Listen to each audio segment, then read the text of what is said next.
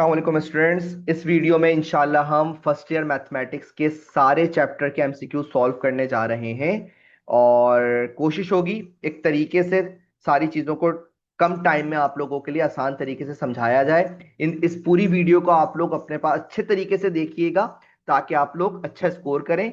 तो अब हम वीडियो को स्टार्ट करते हैं चैप्टर 1 से और चैप्टर 12 तक इंशाल्लाह इस पूरी वीडियो में सारे एमसीक्यूज के हम सॉल्व करेंगे। तो ये हमारे पास फर्स्ट सीरीज का हमारे पास फर्स्ट लेक्चर है जिसमें हम चैप्टर 1 के एमसीक्यू सॉल्व कर रहे हैं। तो first year maths first MCQs आप लोग देख सकते हैं हमारे पास क्या एमसीक्यूज दिया हुआ है। क्वेश्चन नंबर 1 में कह रहे हैं for any complex number z का मॉडुलस हमें बताना है किसके बराबर होगा। तो अगर z में a प्लस बी आयोटा के बराबर लेता हूं तो मुझे पता है मॉडुलस का आंसर बनता है अंडर रूट ए स्क्वायर प्लस बी स्क्वायर। ए पे भी स्क्वायर आ जाता है और बी पे भी स्क्वायर आ जाता है। ठीक है, तो पहला बोल रहे हैं z के कॉन्जुगेट के मॉडुलस के बराबर आएगा।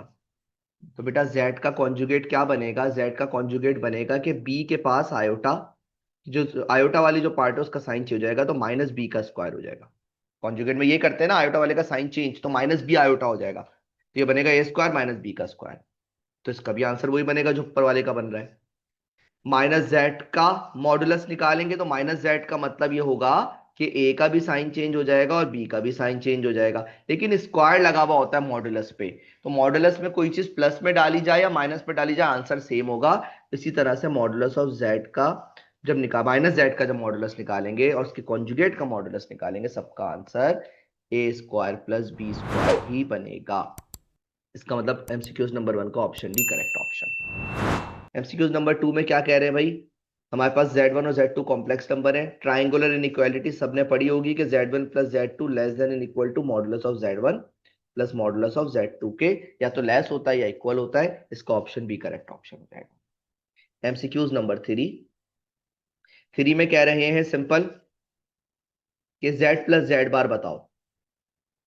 तो Z की वैल्यू आएगी 3 आयोटा माइनस 4 और z के कॉन्जुगेट की वैल्यू आएगी 3 आयोटा माइनस 4। तो plus 3 iota minus 3 iota cancel हो जाएगा और आंसर बनेगा माइनस का 8। माइनस 8 का मतलब है ऑप्शन सी इसका करेक्ट ऑप्शन। पार्ट 4 में कह रहे हैं a is greater then 0, b is less then 0, यानी a पॉजिटिव है और b नेगेटिव है। तो जब हम पॉजिटिव नेगेटिव का प्रोडक्ट लेते हैं तो आंसर लेस देन 0 आता है, नेगेटिव आता है, प्लस माइनस माइनस होता है। तो ऑप्शन बी इसका करेक्ट ऑप्शन।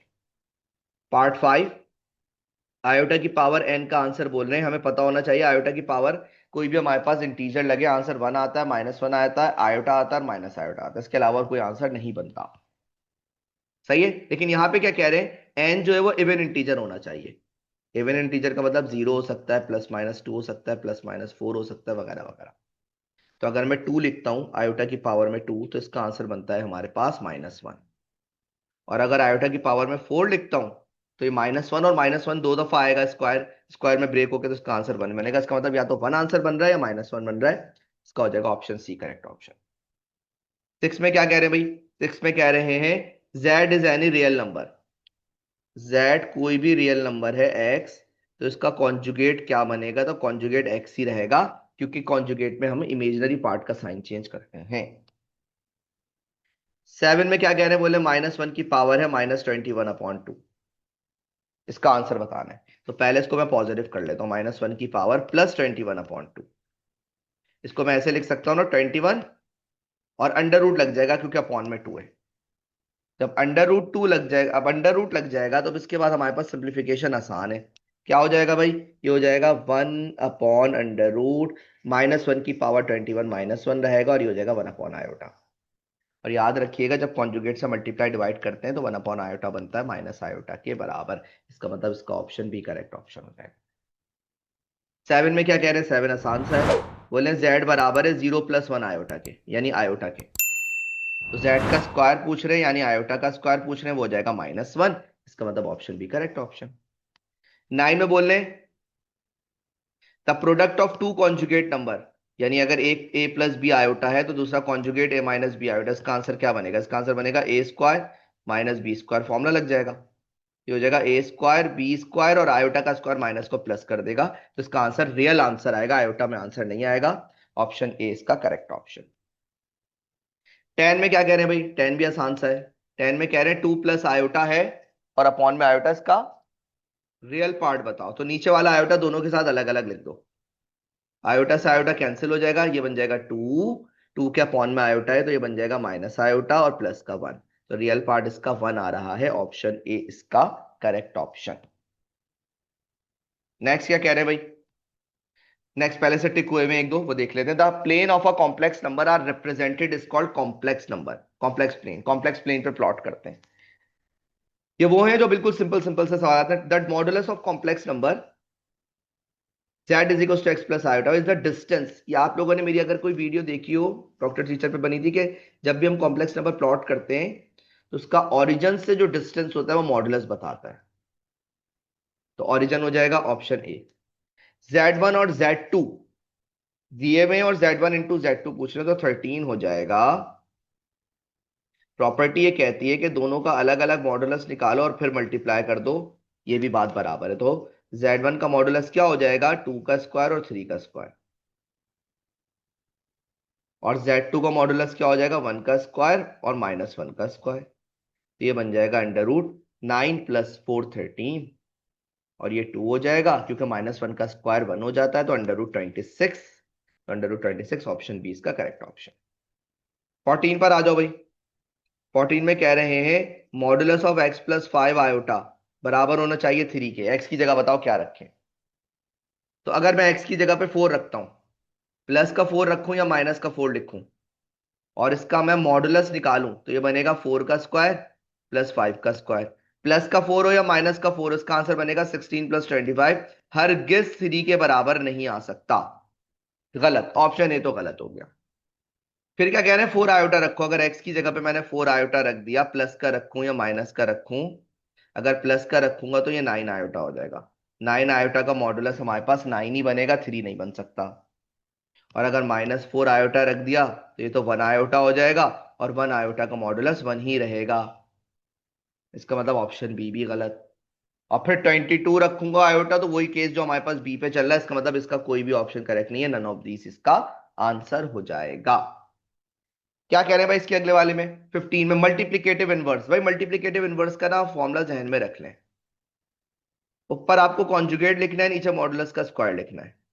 ऊपर आपको ए माइनस बी आयोटा लिखना है, नीचे आपको ए स्क्वायर प्लस बी स्क्वायर लिखना है। तो ऊपर कॉन्जुगेट क्या बनेगा, थ्री कॉमा माइनस फोर। और नीचे ए का स्क्वायर प्लस बी का स्क्वायर, ए का स्क्वायर प्लस बी का स्क्वायर। तो ये हो जाएगा थ्री अपॉन 25 और माइनस फोर अपॉन 25। तो थ्री अपॉन 25 और minus four upon 25 option B इसका करेक्ट ऑप्शन। इसमें क्या कह रहे हैं, z का कॉन्जुगेट निकालना है। z का कॉन्जुगेट क्या बनेगा, प्लस का थ्री आयोटा प्लस का फोर, सिर्फ आयोटा वाले का साइन चेंज होता है। तो प्लस प्लस में हो जाएगा, ऑप्शन सी इसका करेक्ट ऑप्शन।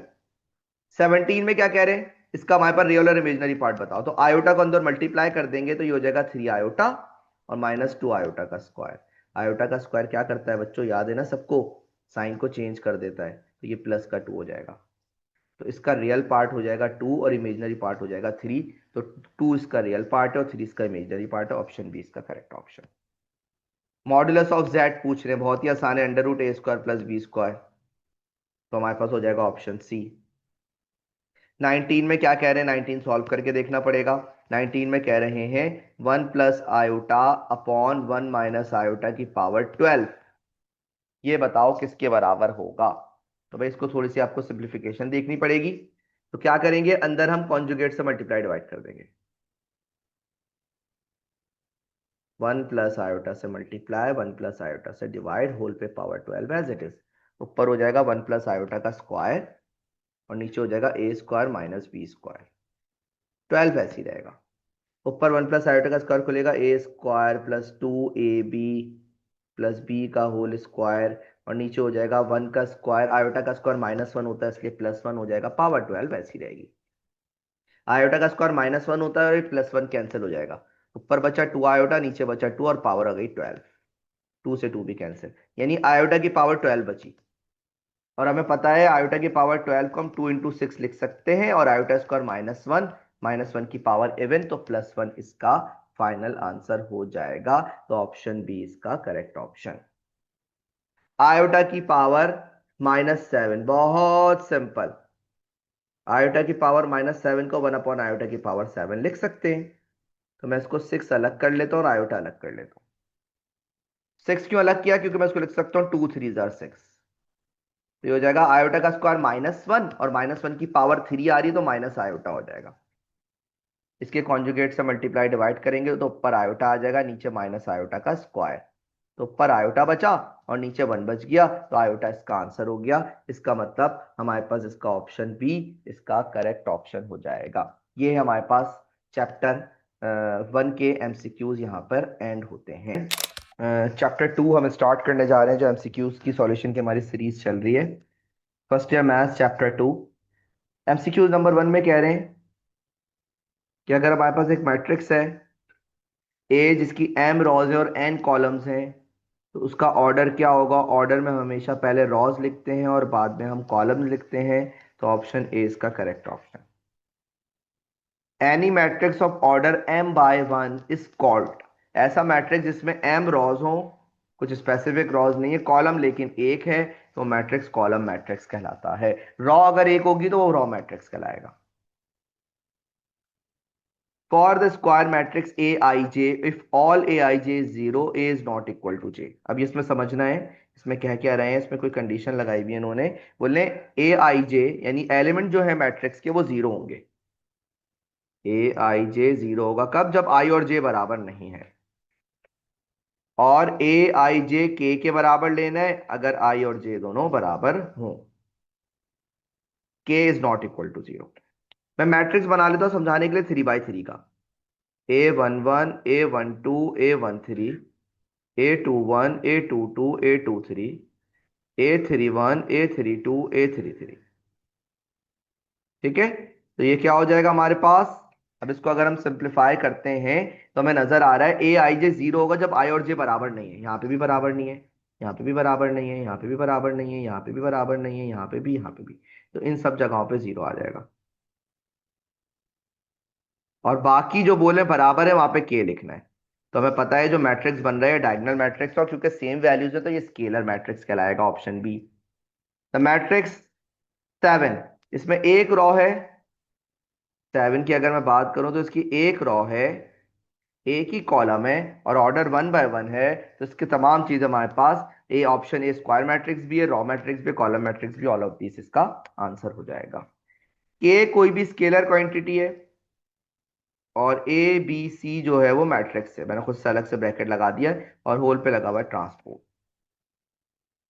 तो भाई ये याद रखना, ट्रांसपोज रॉस को कॉलम में फर्क करता है, तो के पे तो कोई फर्क नहीं पड़ेगा। और ए बी सी प्रॉपर्टी के मुताबिक इनका ऑर्डर चेंज हो जाएगा। सी पहले आ जाएगा, बी बाद में आएगा और ए सबसे ज्यादा बाद में आएगा, सबसे एंड में। तो के सी बी और सब पे ट्रांसपोज, ऑप्शन बी इसका करेक्ट ऑप्शन। 6 में कह रहे हैं डिटरमिनेंट लो भाई, तो पहले वाले का डिटरमिनेंट क्या बनेगा? 6 - 0। सेकंड वाले का डिटरमिनेंट 4 - 6, तो हो जाएगा 6 माइनस माइनस का 2, तो आंसर आ जाएगा 8। ऑप्शन बी इसका करेक्ट ऑप्शन। इसमें कह रहे हैं A B is equal to B A, then which one is true where A and B are square matrices. भाई अगर ए बी और बी ए बराबर हैं तो इसमें ऐसा हो सकता है कि एक दूसरे के मल्टीप्लिकेटिव इनवर्स हो। बिल्कुल ठीक बात है। अगर एक दूसरे के मल्टीप्लिकेटिव इनवर्स है ना, तो ए बी का आंसर भी आइडेंटिटी मैट्रिक्स आएगा और बी ए का आंसर भी आइडेंटिटी मैट्रिक्स आएगा, दोनों बराबर हो जाएंगे। बिल्कुल ठीक बात है। बी में कह रहे हैं ए और बी इज नल मैट्रिक्स। भाई अगर नल मैट्रिक्स होगा मल्टीप्लिकेशन के बाद 0 0 आएगा, दोनों 0 मैट्रिक्स आएगा, आंसर ऑप्शन बी भी 2 भी करेक्ट है।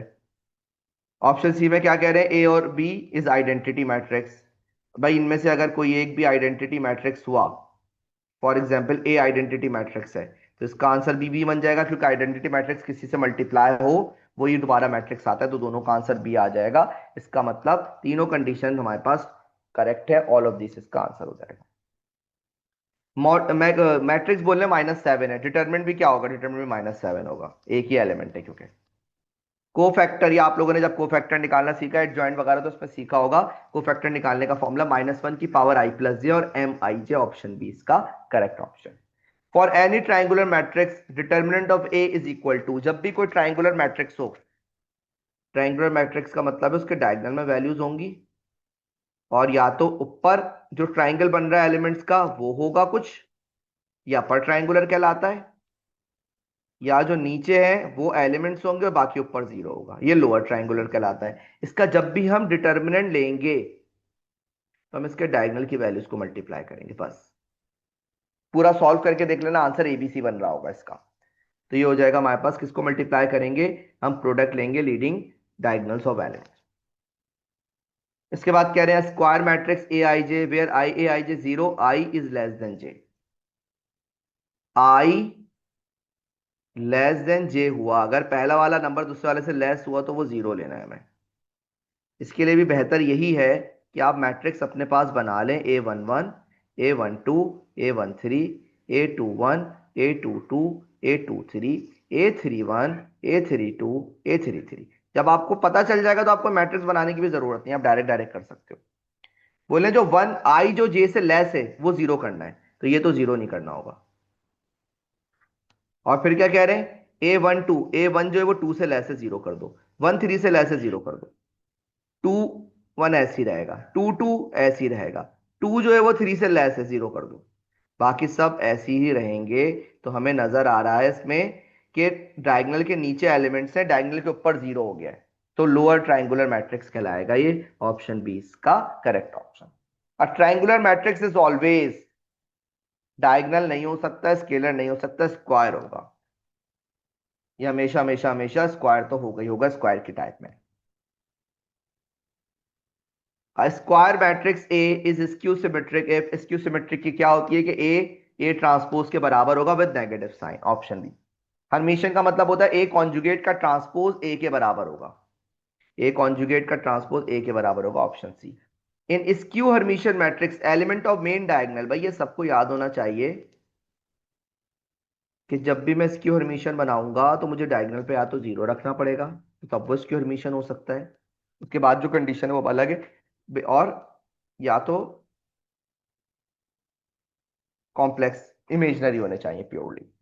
तो ये आपको जब पढ़ी होगी थ्योरी तो आपने देखा होगा, तो या तो जीरो या प्योरली इमेजनरी होने चाहिए।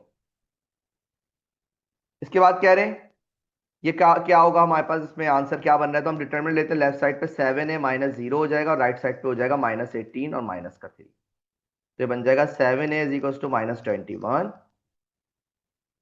तो हो जाएगा 7 3 तो ए का आंसर आ जाएगा -3, यानी ऑप्शन ए इसका correct option. The number of non zero rows in echelon form of a matrix, rank of a matrix, बहुत आसान। If A is any square matrix, A is equal to -a transpose, अगर ये plus में transpose होता तो symmetric, -a transpose है तो skew symmetric. If A is an idempotent, idempotent में ए स्क्वायर ए के बराबर होता है और इनवॉल्यूंटरी में ए स्क्वायर आई के बराबर होता है। इसमें कह रहे कोफैक्टर निकालो A22 के, A22 के कोफैक्टर निकालने का फॉर्मूला -1 की पावर 2 + 2 और M22, यानी सेकंड और सेकंड कॉलम को छोड़ के डिटरमिनेंट ले लो। -1 -0, तो इसका आंसर आ जाएगा 1 × -1, आंसर बन जाएगा -1। ऑप्शन बी इसका करेक्ट ऑप्शन। ये हमारे पास चैप्टर 2 के एमसीक्यूज के सॉल्यूशन। एमसीक्यू सॉल्यूशन सीरीज की ये थर्ड वीडियो है। चैप्टर 3 हम इसमें स्टार्ट करने जा रहे हैं सॉल्व करने एमसीक्यूज। तो पहला एमसीक्यूज बोल रहे हैं हमारे पास कि यूनिट वेक्टर बताना है, इसका क्या होगा, 2i + j - k। Unit vector में वेक्टर लिखते हैं और नीचे उसका मैग्नीट्यूड ले लेते हैं। तो नीचे का मैग्नीट्यूड बन जाएगा 4 + 1 + 1 1/√6, और 2i + j - k ऐसे ही रहेगा। तो इसके मुताबिक option A correct option. The magnitude of A cross B represent dash of a parallelogram. अगर A क्रॉस B का मैग्नीट्यूड लेते हैं तो एरिया ऑफ पैरेललोग्राम आता है, और अगर इसको मैं 1/2 कर दूं तो एरिया ऑफ ट्राइंगल आता है। ठीक है, ये दोनों चीजें आप लोगों को पता होनी चाहिए, याद होनी चाहिए। वॉल्यूम ऑफ टेट्राहेड्रॉन 1/6, और फिर हमारे पास scalar triple product A.B cross C।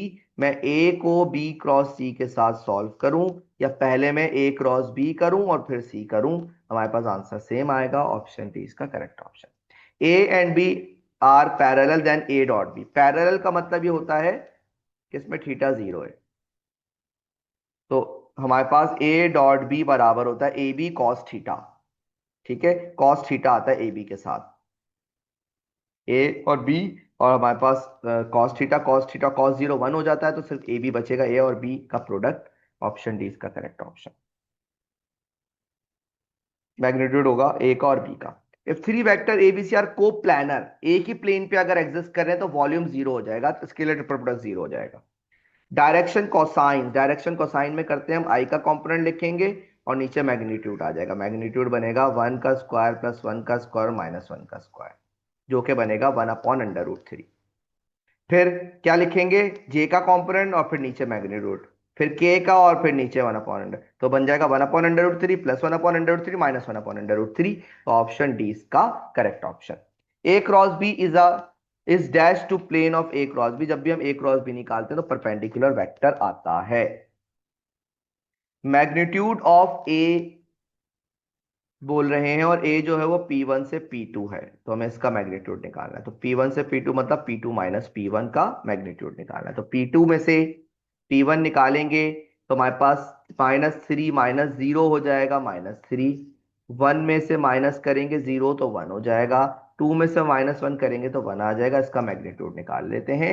इसका मैग्नीट्यूड बनेगा -3 का स्क्वायर, 1 का स्क्वायर और 1 का स्क्वायर। तो 9 प्लस 1 10, 10 प्लस 1 11, ऑप्शन डी इसका करेक्ट ऑप्शन। सेम ये सवाल दिया, बोले पी में से क्यू निकालो और उसका मैग्नीट्यूड बताओ।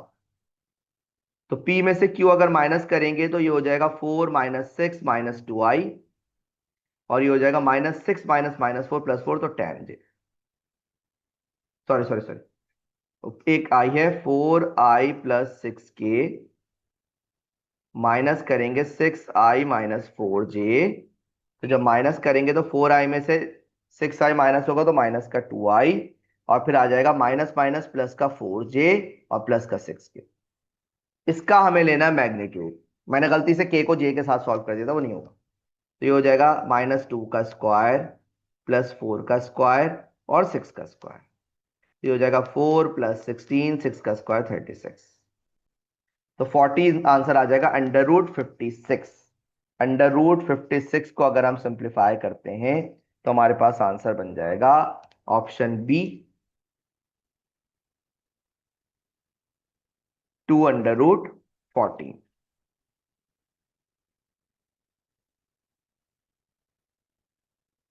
इसके बाद कह रहे हैं A cross B is a unit vector. अब समझना है 11 में क्या कह रहे हैं, A cross B unit vector है, इसका मतलब इसका मैग्नीट्यूड जो है वो 1 के बराबर है। मैग्नीट्यूड ऑफ ए और मैग्नीट्यूड ऑफ बी जो है वो √2 है। बोलने थीटा बताओ, तो फॉर्मूला होता है ए क्रॉस बी का magnitude, magnitude of A, magnitude of B और साइन थीटा। इसकी जगह पे 1 आ जाएगा और यहाँ पे √2 इंटू √2 आएगा। तो साइन थीटा ये सॉल्व होके हो जाएगा 2, तो ये हो जाएगा 1/2 साइन थीटा। 1/2 जो बराबर होता है वो होता है 30 डिग्री पे, यानी π/6। ऑप्शन सी इसका correct option. Magnitude of a vector, बहुत सिंपल सवाल। मैग्नीट्यूड निकालना है, क्या करना है भाई, 3 का स्क्वायर माइनस 1 का स्क्वायर और 2 का square.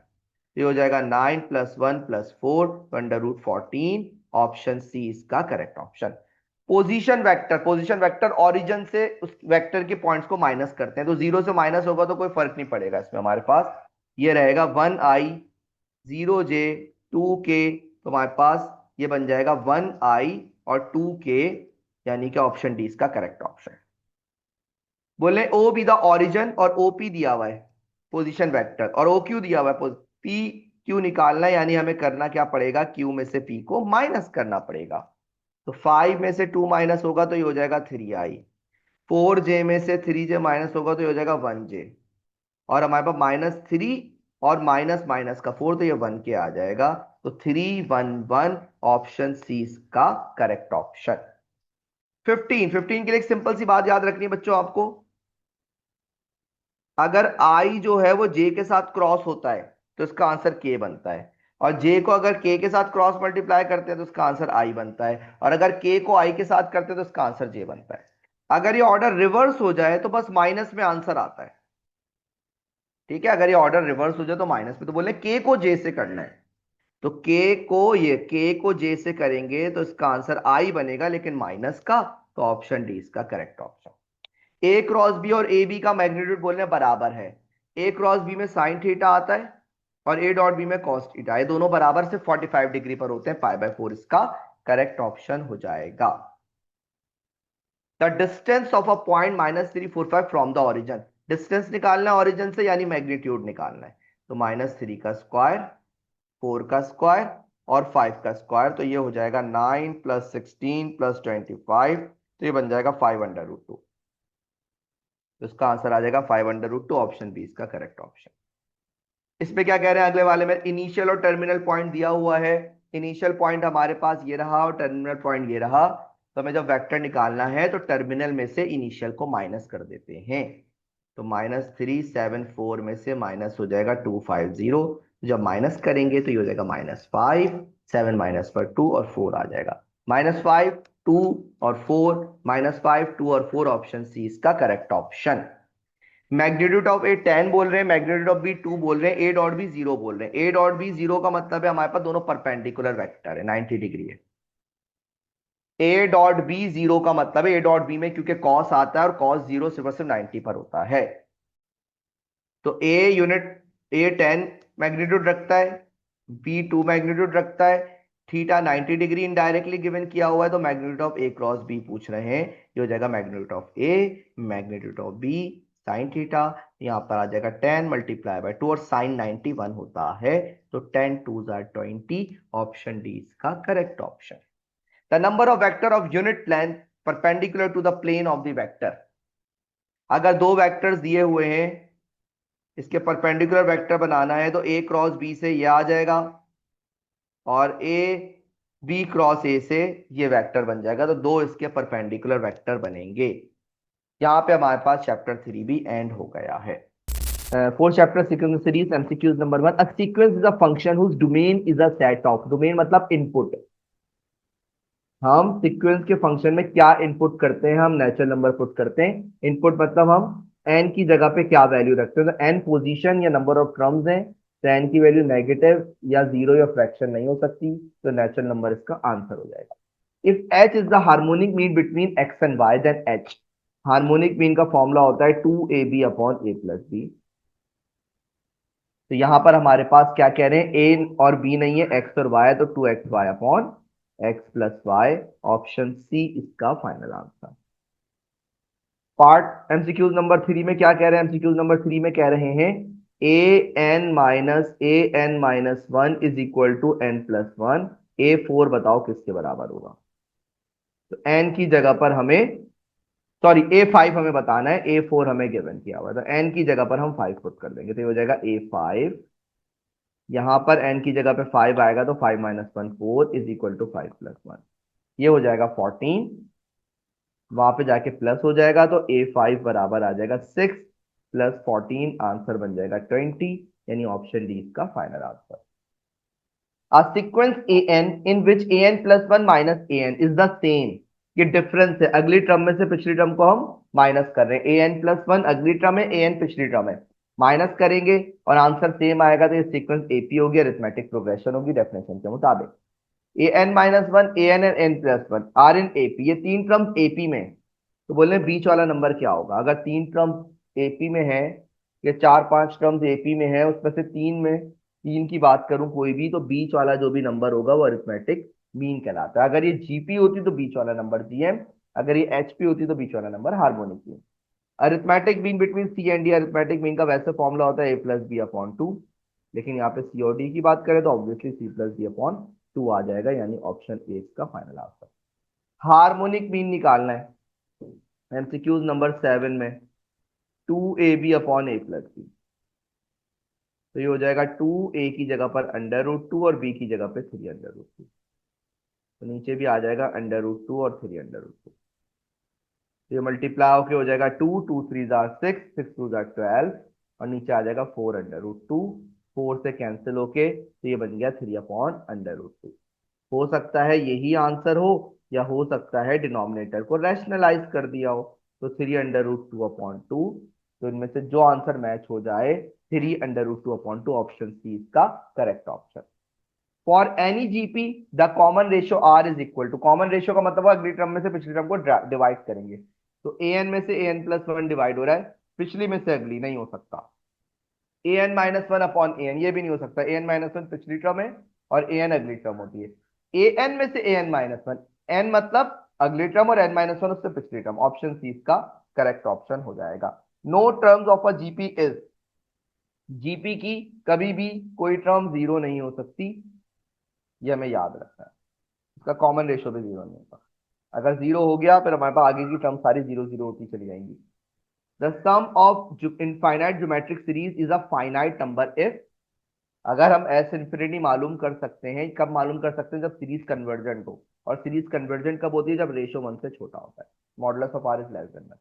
If the reciprocal of the term of a sequence form an AP, अगर कोई सीक्वेंस को रेसिप्रोकल करके एपी फॉर्म हो रहा है तो वो सीक्वेंस हार्मोनिक सीक्वेंस होगी। 12 12 में कह रहे हैं कि A N plus one B N plus one upon A N plus B N जो है ये अरिथमेटिक मीन है। अरिथमेटिक मीन का मतलब ये A plus B upon two के बराबर है। एन की वैल्यू बताओ। हमें याद होगा हमने एक्सरसाइज में प्रॉपर सॉल्व किया, यहाँ पे हम थोड़ा अपना बेनिफिट ले सकते हैं एमसीक्यूज का। ट्रायल एंड एरर लगा दो, वैल्यू पुट कर दो। ऑप्शन ए कह रहा है एन की जगह पर जीरो रखो। जीरो रख के देखते हैं ए प्लस बी अपॉन टू बन पाता है या नहीं बन पाता। नहीं बनेगा तो आप ऑप्शन बी पे चले जाएंगे। जब एन की जगह पे जीरो रखेंगे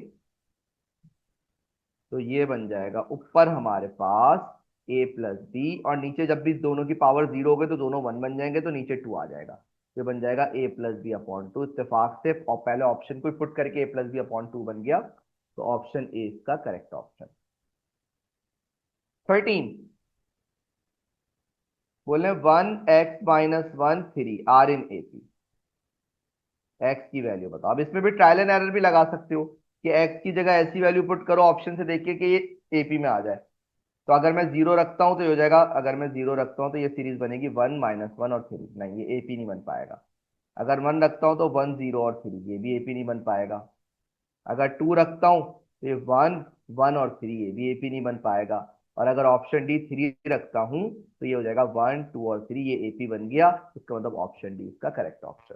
अदरवाइज आप ये भी कर सकते हो कि बीच वाला नंबर जो है वो first plus last divide by two के बराबर होगा, यानी बीच वाली जो वैल्यू अरिथमेटिक मीन होगी ना, तो अरिथमेटिक मीन का फॉर्मूला लगा के भी आप इसको सॉल्व कर सकते हैं। 14 ज्योमेट्रिक मीन मालूम करना है। ज्योमेट्रिक मीन का फॉर्मूला क्या होता है भाई? ज्योमेट्रिक मीन का फॉर्मूला होता है under root plus minus under root A B. A की जगह पर -2 और बी की जगह पर 8 आ जाएगा, तो अंडर रूट 16 बन जाएगा माइनस का, तो ये हो जाएगा +-4। 16 का रूट 4 और माइनस होने की वजह से आयोटा आ जाएगा। ऑप्शन ए इसका correct option. General term of the sequence, general term given और फोर्थ टर्म मालूम करनी है, तो T4 निकाल लेते हैं। -1 की पावर 4 और 4 का स्क्वायर, एन की जगह पर 4 पुट कर दिया है, ये एमसीक्यू नंबर 15। ये हो जाएगा 1 4 का स्क्वायर 16, 16 1 16, तो 16 यानी ऑप्शन सी इसका correct option. If modulus of r is greater than 1 then the geometric series is divergent, less than 1 पे कन्वर्जेंट होती है। हार्मोनिक मीन निकालना है हमें, तो भाई हार्मोनिक मीन का फॉर्मूला होता है 2ab अपॉन ए प्लस बी। मैंने डायरेक्ट डायरेक्ट फॉर्मूला लगा दिया, तो ऊपर आ जाएगा 4/15, नीचे एलसीएम लेंगे 15 और 5 + 6 हो जाएगा, क्रॉस मल्टीप्लाई करके 15 से 15 कैंसिल, ऊपर 4 आ जाएगा और नीचे 5 + 6 11 आ जाएगा, तो 4/11 ऑप्शन ए इसका करेक्ट ऑप्शन। 18 लास्ट एमसीक्यूज, ये भाई सुनिएगा, इसको मैं थोड़ा तरीके से समझा रहा हूं सारी चीजें इसमें। अगर ए बी सी तीन नंबर हैं, उसमें ए माइनस बी और बी माइनस सी। बेटा अगर ये बोले ये ए अपॉन ए के बराबर है, या ये बोल सकते हैं ये ए अपॉन बी के बराबर है, या ये बोल सकते हैं ये ए अपॉन सी के बराबर है, ये कुछ भी बोल सकते हैं। आपको तीनों चीजें याद हो। अगर ए अपॉन ए बोले ना, याद रखना ए बी सी ए सी में है। अगर ए अपॉन बी बोले तो ये जी पी में है, और अगर ए अपॉन सी बोले तो ये एच पी में। इसको आप सिंप्लीफाई करके रिजल्ट बना के देख भी सकते हैं कि फॉर्मूला बन रहा होगा arithmetic mean, geometric mean, harmonic mean का। पर इसको डायरेक्ट डायरेक्ट याद रख लें, एमसीक्यूज है तो आसानी होगी। तो ए अपॉन बी, तो इसका मतलब ये जीपी में होगा। यहाँ पे हमारे पास चैप्टर 4 के एमसीक्यूज कंप्लीट होते हैं। And first year math MCQ solution series की फिफ्थ वीडियो चैप्टर 5 इसमें हम कवर कर रहे हैं। मोस्टली बच्चे चैप्टर नहीं अच्छे से कवर कर रहे होते, तो कुछ चीजों में यहाँ पे आसान से एमसीक्यूज हैं लेकिन लैग कर रहे होते हैं, तो इसको समझ लेते हैं। क्वेश्चन नंबर 1, ए एन हमें दिया हुआ है, ए एन बराबर है 5 - 3n + 2n² के, और ए 2n पूछ रहे हैं, तो आप सिंपल क्या करेंगे, जहां जहां पर n है वहां वहां पर आप 2n रख देंगे, और इसको सिंप्लीफाई करके देख लेंगे तो ये हो जाएगा 5 - 6n, और ये 8n²। तो 5 - 6n + 8n², ऑप्शन डी इसका correct option. MCQs number 2, an-2 बराबर है 3n - 11 के, और बोल रहे हैं an बताओ। तो मैं इसमें सिंपल ये करवाता हूं बच्चों के, n की जगह ना n+2 पुट कर दो, हमें an चाहिए ना। डायरेक्ट डायरेक्ट एमसीक्यूज है, सिंपल सिंपल। n की जगह n+2 पुट करो, +2 से -2 कैंसिल हो जाएगा, तो जहां जहां पे n है वहां पे n+2 रख दो। अगर ये n-3 होता तो मैं n+3 रखवा देता, अगर ये n+3 होता तो मैं n-3 लिखवा देता। तो ये याद रखो, ये कैंसिल करना है हमें, ये माइनस का टू है तो प्लस का टू और माइनस का टू कैंसिल हो जाएगा, an बच जाएगा। n की जगह पर क्या रखवा दिया, n+2।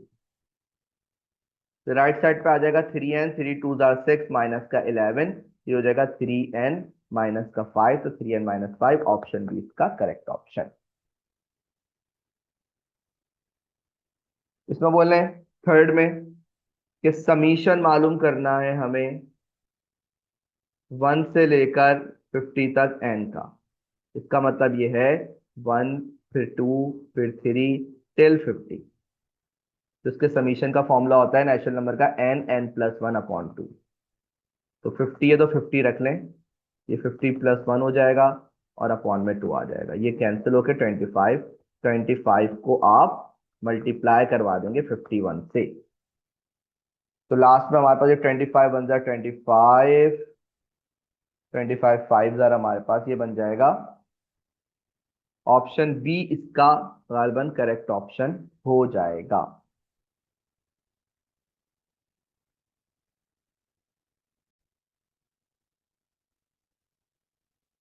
1275। पार्ट 4, 1/n n+1 बोल रहे हैं किसके बराबर होगा, इसका पार्शियल फ्रैक्शन कर लें, या आप इसको ऑप्शन को यूज कर लें। ऑप्शन ए का एलसीएम लेके देखें क्या ये बन पाएगा, मुझे नजर आ रहा है वैसे नहीं बन पाएगा, लेके देख लेते हैं। ऑप्शन 1 का अगर हम एलसीएम लेते हैं तो n+1 क्रॉस मल्टीप्लाई करेंगे n+1 + n, नहीं बन पाएगा। ऑप्शन बी में माइनस आ रहा है, ऑप्शन बी मोस्ट प्रोबेबली बन जाए 1/n, 1/n+1, बीच में माइनस है, तो ये हो जाएगा n+1, क्रॉस मल्टीप्लाई करेंगे तो n+1 माइनस का n, n से n कैंसिल हो जाएगा, ऑप्शन बी इसका मतलब हमारे पास पार्शियल फ्रैक्शन ठीक हुआ है। The fifth, the nth term बतानी, यानी मैं n की जगह पे 1 पुट करें तो 1/2 आए, n की जगह 2 पुट करें तो 1/5 आए, 3 पुट करें तो 1/8 आए। तो पहली बात, बी और सी तो नहीं हो सकता, फ्रैक्शन में होना चाहिए। तो ऑप्शन ए में जब 1 पुट करेंगे तो ये हो जाएगा 1/1/2, और 2 पुट करेंगे तो 1/5, ऑप्शन ए इसका करेक्ट ऑप्शन। 1/3n - 1 में जब 1 पुट करेंगे तो ये हो जाएगा 1/2, जब 2 पुट करेंगे तो 1/5, तो हमारे पास ऑप्शन ए इसका करेक्ट ऑप्शन हो जाएगा। MCQ 6, समीशन एन मतलब नेचुरल नंबर का सम होता है n+1/2, option A. N square का होता है नेचुरल नंबर के स्क्वायर का सम होता है n+1, 2n+1/6, option B. N cube का सम होता है वैसे जो हमने फॉर्म लिखी होती है n+1/2 का होल स्क्वायर, ज्यादातर हम ऐसे याद रखते हैं। तो स्क्वायर अगर खोलेंगे तो एन पे भी स्क्वायर आएगा, n+1 पे भी आएगा, नीचे 2 पे भी आएगा, तो ऑप्शन सी इसका करेक्ट ऑप्शन हो जाएगा। 9 में कह रहे हैं S2n निकालो भाई, एस एन बताया हुआ है n+1 का स्क्वायर, और S2n पूछ रहे हैं तो आप n की जगह पर 2n रख दो। इसका स्क्वायर उन्होंने खोला हुआ है, तो a+b का स्क्वायर खुलेगा तो a² हो जाएगा 4n², 2ab हो जाएगा 4n, प्लस b का स्क्वायर 1 हो जाएगा 4n² + 4n+1, ऑप्शन बी इसका करेक्ट ऑप्शन। लास्ट 10, बोले समीशन n = 3 से लेकर 20 तक बताओ।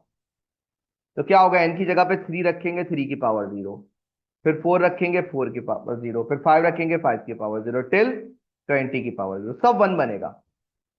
सब क्या बनेगा, 1+1+1, आखिरी टर्म भी 1 बनेगी क्योंकि सबकी पावर 0 है।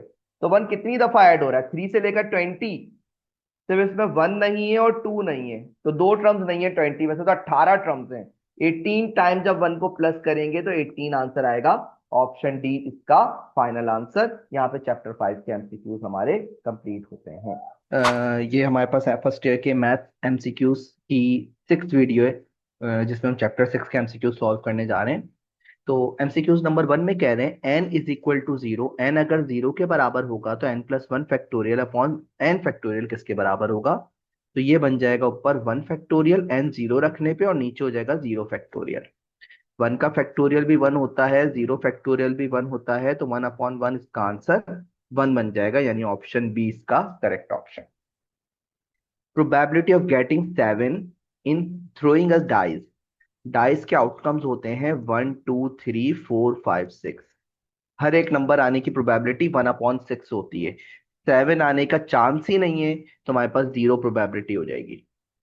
The factorial form of 10 12 11 and 10। इसका बहुत सिंपल सा तरीका है कि ये नंबर लिखा हुआ है, ठीक है। ऊपर हमारे पास कहां से स्टार्ट हो रहा है? 12 से, तो ऊपर लिखते हैं 12 फैक्टोरियल। और फिर 10 के बाद कौन सा नंबर आना है? 9, उसको आप नीचे लिख दे 9 फैक्टोरियल। तो 12 factorial upon 9 factorial, option A इसका करेक्ट ऑप्शन। अगर ऐसे ही लिखा हुआ होता है ये 5 4 और 3, तो मैं ऊपर लिखता 5 फैक्टोरियल, और 3 के बाद क्या आता है? 2, तो नीचे 2 फैक्टोरियल लिख देता। ये आपको डायरेक्ट डायरेक्ट आना चाहिए। MCQs number 4. If two independent event A and B occur in P and Q ways respectively, the number of ways that both event can occur. Multiplication law है, दोनों चीजें अकर होनी चाहिए, तो P और Q वेज आपस में मल्टीप्लाई हो जाएंगे। An arrangement of n object according to same definite order. Order की बात कर रहे हैं, एक ऑर्डर मैटर कर रहा है, अरेंजमेंट की बात कर रहे हैं, तो ये परमुटेशन का सवाल होगा। N arrangement of n object without any order. Without order, order नहीं मैटर करेगा किसी चीज में, तो ये कॉम्बिनेशन का सवाल हो जाएगा। The number of permutation of the letter of the word committee. इसमें टोटल 9 ऑब्जेक्ट्स है, 9 फैक्टोरियल। और एम 2 दफा आ रहा है, 2 फैक्टोरियल। लाइक ऑब्जेक्ट वाला केस है। टी 2 दफा आ रहा है, 2 फैक्टोरियल। और ई 2 दफा आ रहा है, 2 फैक्टोरियल। इसको लिखने का तरीका ऑप्शन ए की फॉर्म में जो है, ये इसकी दूसरी फॉर्म होती है। 876 इज इक्वल टू 876 किस तरह से लिखेंगे? तो ये लिखा जा सकता है 8p3। परमुटेशन को खोलने की एक शॉर्ट ट्रिक होती है, 8 के नीचे 3 है तो 8 को 3 डिजिट तक खोलो, 8 7 6, बस खत्म। अगर ये लिखा हुआ होता 10p2 तो मैं 2 डिजिट तक खोलता, 10 और 9, बस खत्म हो जाता। अगर ये लिखा हुआ होता 12p4 तो मैं 12 11 10 और 9, 4 डिजिट तक खोलता। ठीक है, तो नीचे हमारे पास जो भी नंबर होगा उतने टाइम हमें खोलना पड़ेगा। तो 8p3 876 ओपन होगा, ऑप्शन ए इसका करेक्ट ऑप्शन। अगर r और n बराबर है तो npr बराबर हो जाएगा n फैक्टोरियल या r फैक्टोरियल, किसी भी फॉर्म में लिख सकते हैं, तो ऑप्शन ए इसका correct option. The number of ways that a necklace of n beads of different colours be में। अगर नेकलेस का सवाल आ जाए, गार्डन का सवाल आ जाए, कीचेन का सवाल आ जाए, तो इसका फॉर्मूला होता है n-1 फैक्टोरियल डिवाइडेड बाय 2, यानी ऑप्शन डी इसका correct option. Any subset of a sample space. Sample space में हम सारे इवेंट्स लिखते हैं, तो बोले सबसेट जो भी होगा सैंपल स्पेस का, वो इवेंट को रिप्रेजेंट कर रहा होगा। For two events A and B, A intersection B is equal to null set. A और बी में कुछ भी कॉमन नहीं है, तो ये कहलाता है mutually exclusive. When a die is rolled, die roll होने के कितने वेज हैं? 6। कॉइन इज टॉस, इसके टोटल वेज कितने हैं? 2। तो बोले टोटल पॉसिबल आउटकम कितने हो जाएंगे? तो 6 मल्टीप्लाई बाय 2, आंसर हो जाएगा 12, यानी ऑप्शन बी इसका करेक्ट ऑप्शन। फिर आगे कह रहे हैं if two events A and B have equal chances of occurrence then the events are equally likely, option A. If E be an event of a sample space S, then अब हमारे पास कौन सा option होगा? हमें पता होना चाहिए एक तो ये बात कि प्रोबेबिलिटी जो है वो किसी भी इवेंट की या तो 0 होती है, या मैक्सिमम मैक्सिमम 1 होती है, या 0 और 1 के दरमियान होती है।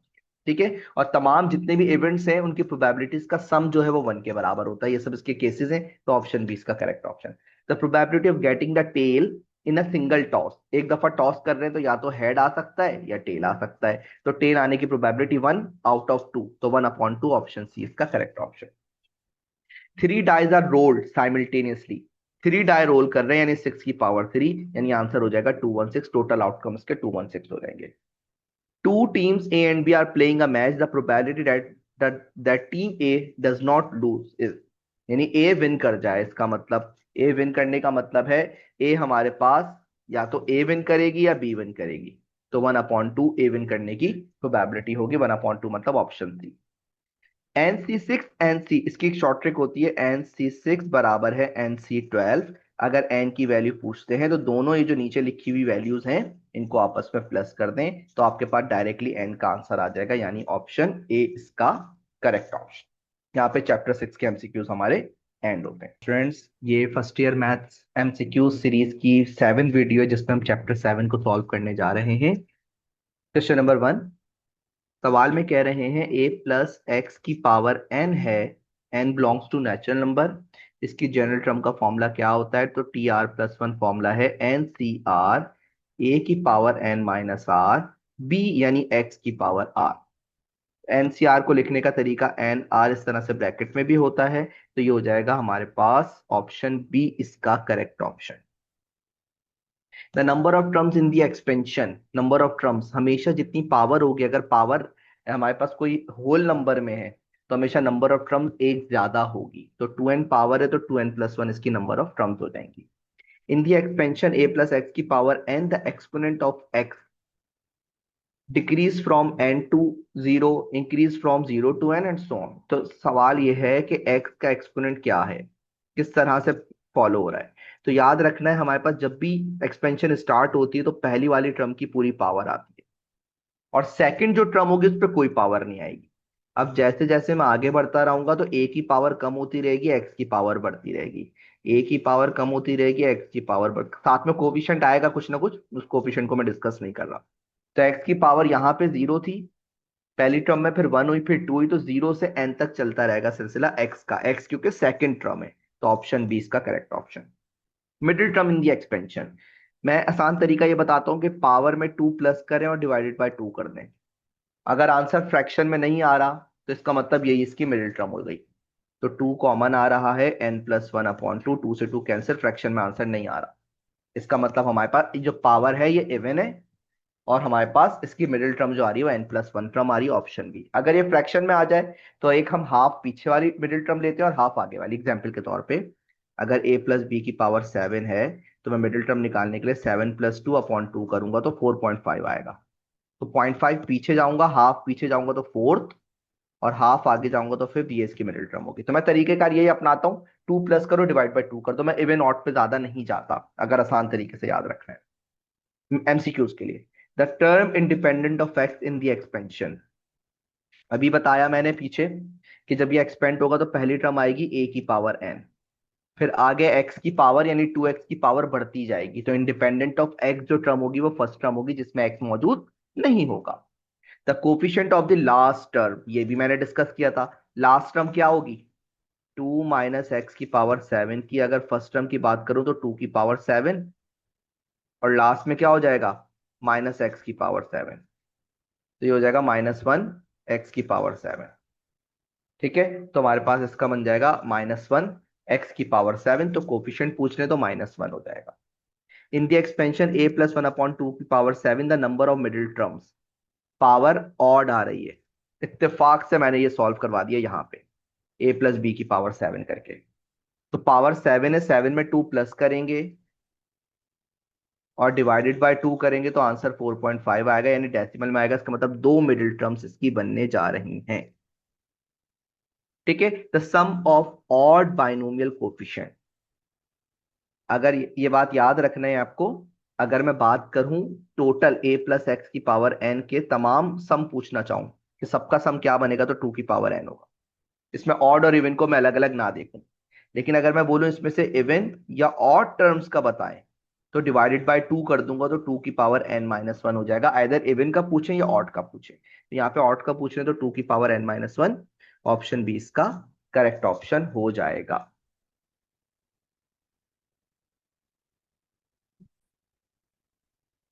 जगह थोड़ी कम बन रही थी, मैंने थोड़ा सा रब कर दिया है ताकि मैं नेक्स्ट 9 जो पार्ट है वो सही से मैं एक्सप्लेन कर सकूं।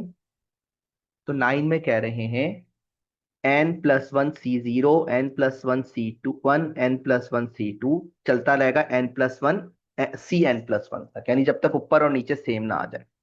ये किसके बराबर होगा? तो मैं इसमें ये तरीका सिखाता हूं कि आप n की जगह पर 1 पुट कर लें। पहले पहले आप इसमें जो सवाल में गिवन है इसमें n की जगह पर 1 पुट कर लें और आंसर देखें क्या आ रहा है। n की जगह पे 1 पुट करेंगे तो 1+1 C0, फिर 1+1 C1, फिर 1+1 C2। यहीं पे रुक जाए। सर ये कैसे पता चला यहाँ पे रुक जाए? देखो ना भाई, n+1 C n+1 आ जाए तो वहां पे रुकना है। कब तक चलना है? जब तक ऊपर और नीचे सेम ना आ जाए। ये हो जाएगा 2C0, ये हो जाएगा 2C1, ये हो जाएगा 2C2। हमें रुकना ही वहां पर है जहां पे ऊपर और नीचे C की वैल्यू सेम ना हो जाए। 2C0 1 होता है, 2C1 2 हो जाएगा और 2C2 भी 1 हो जाएगा। इसका आंसर आ जाएगा 4। यानी 1 पुट करके हमारे पास आंसर 4 आया। अब ऑप्शन में देखते हैं 1 पुट करके आंसर कब 4 आ रहा है। तो ऑप्शन ए में नहीं आ सकता, 1 पुट करेंगे तो 2 आएगा। ऑप्शन सी में 1 पुट करेंगे तो 1 आएगा नहीं। तो ऑप्शन बी में अगर मैं एन की जगह पे 1 पुट करता हूं तो 2 की पावर 2 आंसर 4 आएगा। तो हमारी ऑप्शन बी से आंसर मैच हो रहा है। अगर suppose n is equal to 2 put करता मैं, तो मुझे ये करना पड़ता 2+1 C0, 2+1 C1, 2+1 C2, 2+1, 2+2, 2+1 C3। यहां पे रुकना पड़ता मुझे। ऊपर भी 3 आ गया और नीचे भी 3 आ गया। इसी तरह से मैं 3 पुट करता तो मुझे 4 तक जाना पड़ता। ये सिलसिला होता है इसका। ये आपको ये याद रख रहे हैं। सिंपल सिंपल सी लॉजिक है। n 1 पुट किया, ऊपर और नीचे सी की जगह पे जहां पे सेम आ जाए वहां पे रुक जाएंगे और आंसर देख लेंगे। ऑप्शन में पुट किया मैंने, ट्रायल एंड एरर के जरिए सॉल्व कर लिया। The number of terms, power अगर नेगेटिव हो जाए या पावर अगर फ्रैक्शन में हो जाए तो इनफाइनाइट नंबर ऑफ टर्म्स बनती है। ऑप्शन सी इसका करेक्ट ऑप्शन। 11 में क्या कह रहे हैं भाई? बोले ये बताओ किसकी एक्सपेंशन है। मैं बच्चों को बोलता हूँ बेटा 1+n x करके देख लो सबसे पहले। तो ज्यादा ज्यादा आगे तक जाने की जरूरत नहीं है। ऑप्शन ए को देख लो, 1+n x करके, 1+x⁻1। इसको 1+n x ओपन करोगे तो ये 1 - x हो जाएगा। हमारे पास मैच हो रहा है। ऑप्शन ए से ही मैच हो रहा है। शुरू की टर्म 1 - x। क्या और किसी से हो सकती है? ऑप्शन बी को एक्सपेंड करके देखो, 1 - n x, 1+n x, तो ये 1+x हो जाएगा। ये हमारे पास हमारे सवाल से मैच नहीं हो रही। सवाल में लिखा हुआ है, एक्सपेंशन में लिखा हुआ है 1 - x होना चाहिए, तो बी में नहीं हो रहा। सी में बन जाएगा 1 - 2x, सी भी नहीं होगा। डी बन जाएगा 1+2x, डी भी नहीं होगा। तो हमारे पास जो एक्सपेंशन है वो ऑप्शन ए हमारे पास ओपन करने पे हमारी एक्सपेंशन के मुताबिक मैच हो रही है। तो ऑप्शन ए इसका करेक्ट ऑप्शन हो जाएगा। 12 में कह रहे हैं कब वैलिड है। हमें पता होना चाहिए 1+x⁻ अगर n है तो मॉडुलस ऑफ x < 1 होना चाहिए। ये कंडीशन होती है। तो इसमें मॉडुलस ऑफ -2x < 1 होना चाहिए। मॉडुलस माइनस को तो प्लस कर देगा तो उसको तो छोड़ दो। 2 कांस्टेंट है, 2 को डिवाइड कर दो तो मॉडुलस ऑफ x < 1/2। ये हमारे पास फॉर्म आ गई, यानी मॉडुलस ऑफ x < 1/2 होगा। तो हमारे पास ये वैलिड है कंडीशन। तो ऑप्शन बी इसका करेक्ट ऑप्शन, क्योंकि सीरीज कन्वर्जेंट होनी चाहिए। 13, 13 में कह रहे हैं n+1 n/2+1 is nth term. ये हमारे पास जो है वो मिडिल टर्म है किसी भी n की। तो n बताओ इवन है या ऑड है। तो इसका अगर मैं एलसीएम ले लेता हूं तो वही फॉर्म आ जाएगी जो मैंने बनाई थी। इसका एलसीएम लेंगे तो n+2/2। मैंने कहा था अगर n+2/2 से मिडिल टर्म आ रही है तो पावर इवन है। अगर इससे मिडिल टर्म नहीं आ रही तो पावर ऑड है, 2 मिडिल टर्म बनेगी तो पावर इवन होगी इसका मतलब। ठीक है, मैं बता चुका हूं। जैसे पावर में अगर 10 लिखा हुआ है, मिडिल टर्म निकालने के लिए 10+2/2 करूंगा तो आंसर 6 आएगा। फ्रैक्शन में तो नहीं आ रहा ना, बस यही मिडिल टर्म बन गई तो उसका मतलब 10 इवन नंबर है। सेम इसी तरीके से a+1/a⁻ the sum of the binomial coefficient. इसका फॉर्मूला होता है a के साथ 1 है, इधर a के साथ 1 है और 1/a के साथ भी 1 है। तो 1+1⁸ ये सब निकालने का शॉर्ट ट्रिक होती है। अगर 1+2 होता तो 1+2⁸ ले लेते। तो 1+1⁸ यानी 2⁸ 2⁸ हो जाएगी 256। ऑप्शन सी इसका करेक्ट ऑप्शन। ठीक है, ये हमारे पास चैप्टर 7 के एमसीक्यूज भी यहाँ पे खत्म होते हैं। वैसे अगर मैं थोड़ा सा बताना चाहूँ, अगर ये होता 1a+2/a⁸ तो हम इसको ले लेते 1+2⁸ इस तरीके से हम इसको सम कर रहे थे। ठीक है, ये बात आपको अभी याद रहनी चाहिए। यहाँ पे हमारे पास चैप्टर 7 के एमसीक्यूज भी यहाँ पर एंड होते हैं। हमारे पास वीडियो जो एमसीक्यूज की चल रही है सॉल्यूशंस की, उसकी ये वीडियो 8 है जिसमें हम चैप्टर 8 को डिस्कस कर रहे हैं। एमसीक्यूज नंबर 1 में कह रहे हैं a function from A to B, एक फंक्शन है f A to B, A मतलब इसका डोमेन का सेट बनेगा, बी इसका को डोमेन बनेगा। तो बोल रहे हैं अगर इस फंक्शन का रेंज जो है बी के बराबर हो जाए, यूजुअली रेंज जो है वो बी का सबसेट होता है को डोमेन का, अगर फ्रॉम ए टू बी है, तो अगर ये ए और रेंज और बी बराबर हो जाए, रेंज और को डोमेन बराबर हो जाए, तो ये फंक्शन ऑन टू फंक्शन कहलाता है। ऑप्शन ए इसका correct option. The graph of y is equal to x raise to the power 6। अगर मैं जो पता है x की जगह पे माइनस एक्स रखता हूं, तो इस फंक्शन पे कोई फर्क नहीं पड़ेगा, इसका मतलब ये फंक्शन इवन है। और इवन फंक्शन हमेशा y एक्सिस के सिमेट्रिक होता है। यानी अगर मैं फॉर एग्जांपल एक ग्राफ बनाऊं ये इस टाइप का, इसका लेफ्ट वाला राइट वाला लेफ्ट पे ले जाऊं, लेफ्ट वाला राइट पे ले जाऊं, y एक्सिस पे मैं इसको स्वैप कर दूं, तो ग्राफ पे कोई फर्क नहीं पड़ेगा। तो ये y एक्सिस पे सिमेट्रिक होगा अगर फंक्शन इवन है। अगर ऑड होता है तो वो ओरिजिन पे सिमेट्रिक होता है, ओरिजिन को एक्सिस बना के अगर हम रोटेट करते हैं तो कोई फर्क नहीं पड़ता। तो क्योंकि इवन फंक्शन है तो सिमेट्रिक होगा y। And one to one function is also called, one to one function को हम इंजेक्टिव फंक्शन भी कहते हैं। Inverse of a function exist only if it is bijective function. Onto को surjective कहते हैं, वन टू वन को injective कहते हैं, और अगर दोनों होगा तो उसको बाइजेक्टिव कहते हैं। y is equal to mx plus, ये एक फंक्शन दिया हुआ है, लीनियर फंक्शन है, स्ट्रेट लाइन इसका ग्राफ बनता है। Option A. दूसरा हमारे पास 6 में बोल रहे हैं y is equal to a x square, quadratic function है, पैराबोला इसका ग्राफ बनेगा अगर ड्रॉ करेंगे। 7 में दिया हुआ है y is equal to f x, दिया हुआ है एफ एक्स का मतलब y होता है एक्स स्क्वायर प्लस 3। हमें इसकी रेंज बतानी है, इसका आउटपुट बताना है। तो एक्स स्क्वायर की अगर मैं सबसे छोटी वैल्यू सोचूं, एक्स स्क्वायर कभी नेगेटिव नहीं हो सकता, तो एक्स की सबसे छोटी वैल्यू 0 बनेगी। तो 0 + 3 सबसे मिनिमम आंसर इसका जो बनेगा वो 3 बनेगा। और जैसे जैसे एक्स बढ़ता जाएगा इसका वाई का आंसर भी बढ़ता जाएगा, इसका मतलब इसकी रेंज जो होगी वो या तो 3 होगी या 3 से बड़ी होगी। इसको इंटरवल की फॉर्म में मैं लिख सकता हूँ, 3 से लेकर इंफिनिटी तक जाएगी। तो हमारे पास इसका ऑप्शन डी करेक्ट हो जाएगा, लेकिन यहाँ पे ये ओपन इंटरवल होना चाहिए। इंफिनिटी पे हमेशा राउंड ब्रैकेट आता है, ओपन इंटरवल बनता है। ऑप्शन डी इसका करेक्ट ऑप्शन।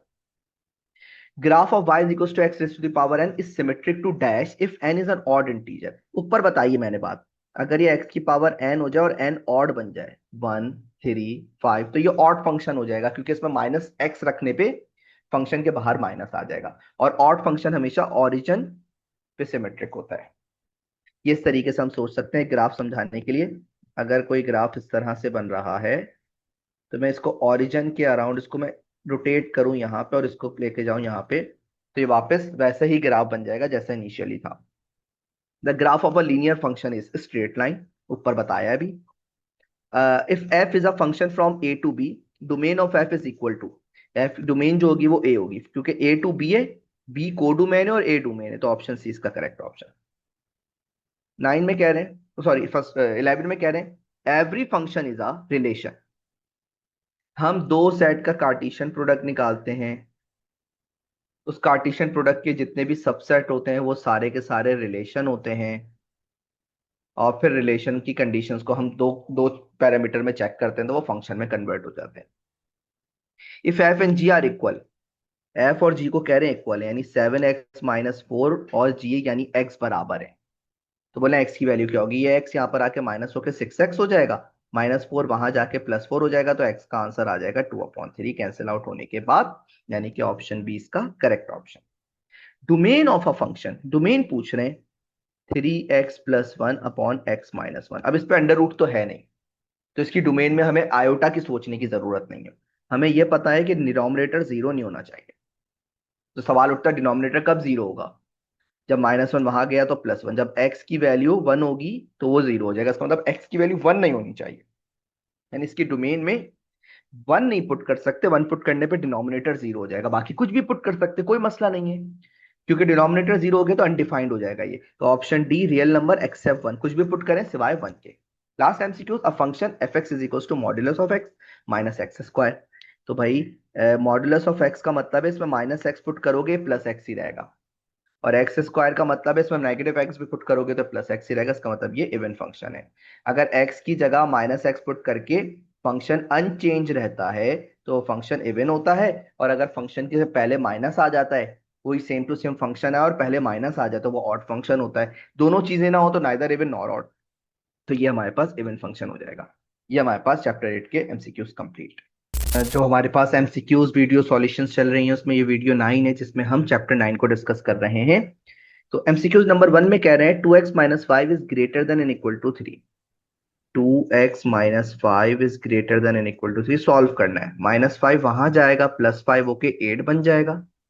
2 पॉजिटिव है, अगर डिवाइड भी कर दूं तो कोई मसला नहीं है। x is greater than and equal to 4, ये हमारे पास इसका आंसर होगा, यानी x 4 होगा या 4 से बड़ा होगा और इंटीजर से बिलोंग कर रहा है, तो 4 5 6 7 and so on, option B इसका करेक्ट ऑप्शन।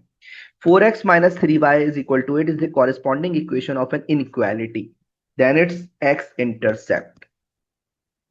अगर हमें x-intercept निकालना होता है तो x-intercept x एक्सिस को कट करने वाला पॉइंट होता है, तो y 0 होता है, तो y 0 रखेंगे तो 4x इज इक्वल टू 8, तो x का आंसर 2 आ जाएगा। ये x-intercept बन गया, ऑप्शन सी इसका correct option.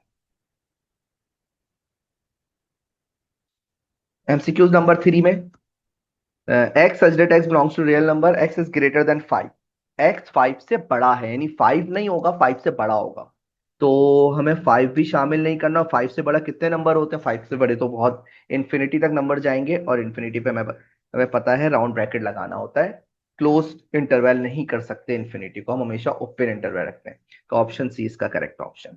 Linear programming is use to obtain dash solution, optimal solution, best solution हम निकालने के लिए, जो हमारे अगर ऑब्जेक्टिव मैक्सिमाइज किया तो उसको मैक्सिमाइज कर दे, ऑब्जेक्टिव मिनिमाइज कर दे उसको मिनिमाइज कर दे।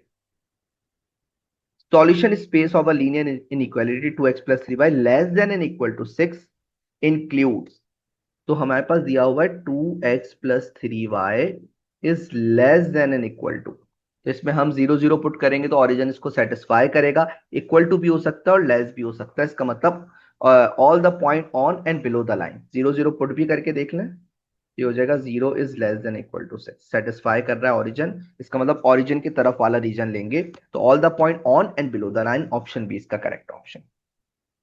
fxy is equals to 5x plus 4, fxy is equals to 5x plus 4y, इसमें कह रहे हैं कि हमारा ऑब्जेक्टिव है then the function maximum, maximum के लिए हमें ऑप्टिमल सॉल्यूशन बताना है कौन सा होगा, तो 5 4 या 0 0 या 4 0 या 0 6, ये हमारे पास कॉर्नर पॉइंट दिए हैं, तो 5 4 पुट करते हैं, ये हो जाएगा 25 + 16, ये हो जाएगा 41, और फिर आगे बढ़ते हैं तो 0 0 पे तो 0, और 4 5 ज़ा 20 और 6 4 ज़ा 20, तो सबसे बड़ा आंसर आ रहा है 5 4 पे, मैक्सिमम करना है, मैक्सिमाइज करने का बोल रहे हैं, तो ऑप्शन डी इसका correct option. Dash are the entities whose value are to be determined from the solution of the linear problem, तो हम किसकी वैल्यूज निकालते हैं? वेरिएबल के एक्स और वाई, किसको कहते हैं? डिसीजन वेरिएबल, एक्स और वाई जो भी हमारे पास वेरिएबल होते हैं। डैश स्पेसिफाई द ऑब्जेक्टिव और goal of the solving the linear program, objective function जो होता है वो हमें समझाता है, गोल देता है कि हमें मैक्सिमाइज करना है, प्रॉफिट है फॉर एग्जाम्पल तो मैक्सिमाइज करना है, और अगर हमारे पास कोई कॉस्ट वगैरह है, एक्सपेंसेस है, तो हमें मिनिमाइज करने होते हैं। डैश आर द रिस्ट्रिक्शन और लिमिटेशन, कंस्ट्रेंट जो होते हैं, जो ऑब्जेक्टिव फंक्शन के नीचे सब्जेक्ट टू करके जो हमारे पास इनइक्वालिटीज लिखी हुई होती हैं वो कंस्ट्रेंट होती हैं, वो रिस्ट्रिक्शंस होती हैं। The region of a solution in linear programming problem is called feasible region, option D. In case of an dash constraint the feasible region is a straight line, हमें पता है इनइक्वालिटी एक line नहीं एक पूरा reason रखता है, अगर इनइक्वालिटी नहीं होगी सिर्फ इक्वल टू होगा तो वो सिर्फ एक लाइन रखेगी, तो इक्वल टू होना चाहिए इसके लिए। एमसीक्यूज नंबर 12 में कह रहे हैं A X plus B Y is less than and equal to 0, ये क्या है? ये इक्वेशन है, इनइक्वालिटी है, लीनियर इनइक्वालिटी है, तो एक्स की पावर 1 है तो लीनियर है, और लेस देन का सिंबल आ गया, ग्रेटर देन का सिंबल आ गया, तो इनइक्वालिटी, तो लीनियर इनइक्वालिटी, ऑप्शन बी इसका correct option. 13, a point of a solution region where two of its boundary line intersect is called corner points, जहां पे हमारे पास जो पॉइंट्स मिलते हैं वो कॉर्नर पॉइंट्स होते हैं। The solution region of an inequality restricted to the first quadrant is called dash region, feasible region। Last 2 MCQs और हैं, function which is to be maximize और मिनिमाइज, जो हमें फंक्शन मैक्सिमाइज या मिनिमाइज करना होता है वो हमें पता है, वो कहलाता है objective function. The feasible solution which maximise और minimise the objective function is called, वो सॉल्यूशन जो मैक्सिमाइज कर दे या मिनिमाइज कर दे ऑब्जेक्टिव फंक्शन को, वो ऑप्टिमल सॉल्यूशन कहलाता है। और यहाँ पे हमारे पास चैप्टर 9 के solution complete. Students, first year के एमसीक्यूज की जो वीडियो सॉल्यूशन की सीरीज चल रही है उसमें ये 10th वीडियो है जिसमें हम चैप्टर 10 को डिस्कस करने जा रहे हैं। फर्स्ट एमसीक्यूज है कॉस अल्फा माइनस बीटा। इसका फॉर्मूला हमें याद होना चाहिए। फॉर्मूला होता है cos alpha cos beta plus sine alpha sine beta. तो ये फॉर्मूला जो मैच हो रहा है हमारे पास वो ऑप्शन ए से मैच हो रहा है, तो वन का option A correct option. Angle associated with basic angle, कोई भी बेसिक एंगल है उसके साथ जो एंगल एसोसिएट होगा थीटा टू और राइट एंगल, राइट एंगल यानी 90 या मल्टीपल्स और कॉर्ड, यानी बेसिक एंगल में हम 90 को ऐड करें या 90 को मल्टीपल टाइम्स ऐड करें। मल्टीपल ऑफ 90 मतलब 2 टाइम्स 90, 3 टाइम 90, तो वो जो एंगल्स बनते हैं अलाइड एंगल की डेफिनेशन है। Sine pi by 2 plus theta. अच्छा भाई, इसमें हमने sine pi by 2 plus theta, हमें ये पता होना चाहिए, जिन्होंने मुझसे पढ़ा है कि मैं ट्रिक पढ़ाता था पाई बाय 2 पे फंक्शन चेंज या अनचेंज, 90 डिग्री ऐड हो रहा है इवन टाइम्स या ऑड टाइम्स, उस पर चेंज और अनचेंज की ट्रिक होती है। खैर अभी यहाँ पे टाइम नहीं है, यहाँ पे हम फॉर्मुला इसको साइन अल्फा प्लस बीटा से ओपन कर सकते हैं, ये बात सीख लेते हैं अभी फिलहाल, ठीक है, ताकि आपके एमसीक्यूज तो निकले। तो ये हो जाएगा sine alpha cos beta plus cos alpha और साइन बीटा। तो cos पाई बाय 2 तो जीरो होता है, साइन पाई बाय 2 1 हो जाता है, ये 1 हो जाता है, तो 1 इंटू कॉस थीटा, आंसर इसका cos थीटा आ जाएगा। तो इसका मतलब ऑप्शन ए इसका correct option. Fourth cos pi minus theta, यहाँ पे भी खोल लो भाई, cos alpha cos beta plus sine alpha sine beta, ये आपको याद होना चाहिए। साइन पाई होता है जीरो, cos पाई होता है -1, माइनस का cos थीटा हो जाएगा ऑप्शन डी। यानी ये कैलकुलेटर में आप रेडियन में करेंगे और फिर cos पाई निकालेंगे तो -1 आ जाएगा, तो -1 इंटू cos थीटा हो जाएगा माइनस का। MCQs number 5, tan pi plus theta. इस पे फॉर्मूला लग जाएगा, पाई तो कैलकुलेटर में टेन पाई जो होता है वो जीरो होता है, निकाल सकते हैं टेन अल्फा प्लस बीटा के फॉर्मूले से, tan alpha plus tan beta divided by 1 minus tan alpha tan beta. इसको साइन अपॉन कॉस में भी कन्वर्ट कर सकते हैं। टेन पाई होता है जीरो, ये भी हो जाएगा जीरो, तो बचेगा सिर्फ और सिर्फ टेन थीटा। तो इसका टेन थीटा यानी ऑप्शन ए इसका करेक्ट ऑप्शन हो जाएगा। 6 कॉस 2 पाई, इस पे भी लगेगा कॉस अल्फा कॉस बीटा, बीच में प्लस है तो कॉस में माइनस आ जाता है, sign alpha sine beta. Cos sine 2 पाई तो जीरो होता है, कॉस 2 पाई 1 होता है, तो ये सिंपल कॉस थीटा बच जाएगा। सिंपल कॉस थीटा का मतलब है ऑप्शन बी इसका correct option. 540 sine 540 calculator degree में होना चाहिए, डिग्री में कैलकुलेटर होगा, आप साइन 540 लिखेंगे, आंसर ऑप्शन बी आ जाएगा। Solution complete. एमसीक्यूज नंबर 8, 8 में कह रहे हैं साइन -300। ये भी आप क्या करेंगे, कैलकुलेटर में डालेंगे, कैलकुलेटर डिग्री में होना चाहिए, आंसर आ जाएगा √3/2। Solution complete. नाइन्थ देख लें भाई क्या कह रहे हैं नाइन्थ में। नाइन्थ में कह रहे हैं alpha plus beta are the angles of triangle ABC. अगर ये एंगल ऑफ ट्राइंगल्स हैं तो ये 180 डिग्री के बराबर होगा इसका सम। बोले साइन अल्फा प्लस बीटा बता दो क्या होगा। तो बेटा अगर हम इसको यहां से अल्फा प्लस बीटा निकालते हैं तो गैमा वहां पर जाके बच्चों माइनस हो जाएगा, तो इसका मतलब है साइन अल्फा प्लस बीटा का मतलब है 180 माइनस गैमा लिख सकता हूं। फिर से चेंज अनचेंज वाली ट्रिक लगा लें या फॉर्मूला लगा लें, sine alpha cos beta minus cos alpha sine beta. तो हमारे पास ये हो जाएगा साइन 180 तो हो जाता है जीरो, कॉस 180 -1 होता है, तो माइनस माइनस प्लस का साइन गैमा, यानी 9 का ऑप्शन प्लस का साइन गैमा, यानी ऑप्शन ए इसका correct option. 10th cos 2 alpha cos 2 theta, formula होता है cos square theta minus sine square theta. Option A भी करेक्ट, ऑप्शन बी भी करेक्ट, ऑप्शन सी भी करेक्ट, फॉर्मूला याद होना चाहिए, तो ऑप्शन डी इसका फाइनल आंसर हो जाएगा। साइन अल्फा अपॉन 2 का फॉर्मूला होता है plus minus √1 minus cos alpha upon 2, option B इसका correct option. cos 3 theta triple angle formula, cos 3 theta का फॉर्मूला याद होना चाहिए, 4 cos cube theta minus 3 cos theta, option C इसका करेक्ट ऑप्शन। अदरवाइज अगर कभी फंस जाए आप लोग, कभी फंस जाए तो उसको ब्रेक कर लें, cos 2 अल्फा प्लस अल्फा में ब्रेक करके कॉस अल्फा प्लस बीटा का फॉर्मूला लगा के आप ड्राइव कर लें। अगर कभी आप लोग स्टक हो जाए, नहीं समझ आ रहा हो, तो पूरी डेरिवेशन है इसकी 10.3 में आप लोगों ने इस तरह के सवाल कॉस 4 थीटा वगैरह में किए भी हैं। 13 कॉस अल्फा माइनस बीटा, ये फॉर्मूला लगेगा cos u minus v, cos u minus cos v, sum to product. तो उसका फॉर्मूला होता है -2 sine u plus v over 2 sine u minus v over 2, यानी ऑप्शन डी इसका करेक्ट ऑप्शन। एमसीक्यूज नंबर 14, क्या कह रहे हैं भाई, 2 sin 7 थीटा साइन 2 थीटा, आप इसकी वैल्यू बता दें क्या बनेगी। तो भाई 2 sin 7 थीटा साइन 2 थीटा, इस पे फॉर्मूला लगेगा साइन अल्फा साइन बीटा का। तो फॉर्मूला होता है -1/2, ठीक है। तो ये हो जाएगा cos alpha plus beta minus cos alpha minus beta. या आपको फॉर्मूले याद होने चाहिए, मैं लिख भी देता हूं। साइन अल्फा साइन बीटा का फॉर्मूला होता है 1/2 -1/2 cos alpha plus beta minus cos alpha minus beta. या आप लोगों को इस तरह से याद होंगे तो ये 2 से 2 कैंसिल हो जाएगा, ये बचेगा अंदर -1 बाहर, ये अंदर बच जाएगा cos 9 थीटा और minus cos 5 theta. Minus multiply करेंगे तो cos 5 थीटा पहले आ जाएगा और cos 9 थीटा बाद में आ जाएगा। तो ऑप्शन ए इसका 14 का करेक्ट ऑप्शन हो जाएगा। 15 अलाइड एंगल, अलाइड एंगल में 90 प्लस होता है, कितनी दफा प्लस माइनस कर सकते हैं, मल्टीपल टाइम, 2 दफा 3 दफा। तो 30 हो नहीं सकता थीटा में, 45 हो नहीं सकता है, 60 हो नहीं सकता है, तो ऑप्शन ए 90 3 दफा ऐड होगा तो 270 बन जाएगा। इधर भी वही फॉर्मूला लगा सकते हैं भाई, cos alpha cos beta plus sine alpha sine beta. Sine 2 theta 0 होता है, 2 पाई कॉस 2 पाई 1 होता है, तो ये आंसर हो जाएगा कॉस अल्फा इसका आंसर, यानी 16 का ऑप्शन सी इसका आंसर हो जाएगा। लास्ट साइन 7 पाई, 7 पाई आप फिर से कैलकुलेटर को रेडियन में करेंगे, 7 पाई लिखेंगे तो हमारे पास, ये मैं इस तरह से भी याद करवा सकता हूँ, ये 0 होता है, ये 1 पाई होता है, फिर ये हमारे पास वापस 2 पाई हो जाएगा, ये हमारे पास 3 पाई हो जाएगा, ये हमारे पास 4 पाई हो जाएगा, ये हमारे पास 5 पाई हो जाएगा, ये चलता रहेगा सिलसिला, ये 6 पाई और ये 7 पाई।